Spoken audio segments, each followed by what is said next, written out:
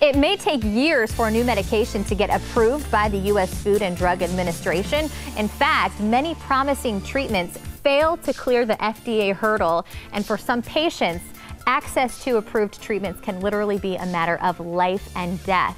Here now to discuss the FDA approval process are Dr. Strober and also caregiver. We're talking to Julie as well this morning.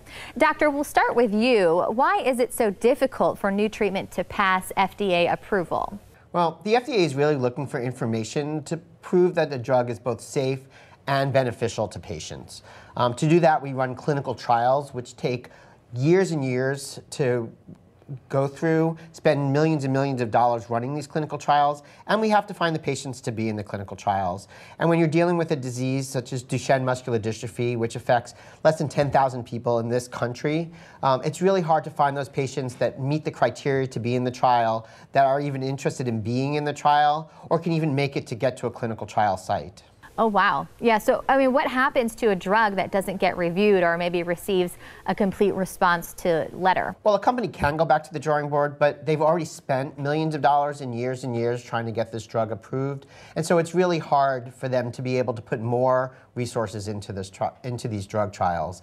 And also, it's hard for us to find the patients because these are such rare diseases, and the patients that have already been in the trials can't participate in the new trials. So it just gets harder and harder to do, and sometimes that just ends it for the drug. And Julia, share your story with us, if you would, and why the patient experience is so important in the FDA review process.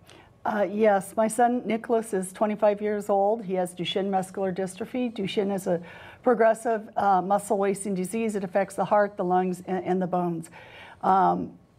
Most lose the ability to walk between 8 and 10 years of age, and to show you how it progresses is that by the time that they're 25, they can't turn themselves in bed, they can't even raise their hand. It is important for them to participate in the trials because we learn what works and doesn't from that drug.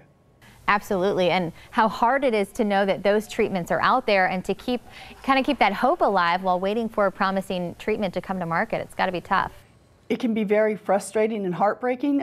It's difficult for families to go into a clinical trial, and then if the FDA has if the drug shows it's working, but the FDA is looking for a particular format and it doesn't meet that format, then that is at risk of losing that data, and we can't lose that data. We don't have time. Our children, they don't have time on their side. So it costs a lot of money for the data. Thank you so much for being here today. Hey, be sure to check us out online if you want to learn more about this FDA approval process. We're going to have this interview posted on our website, fox4morningblend.com.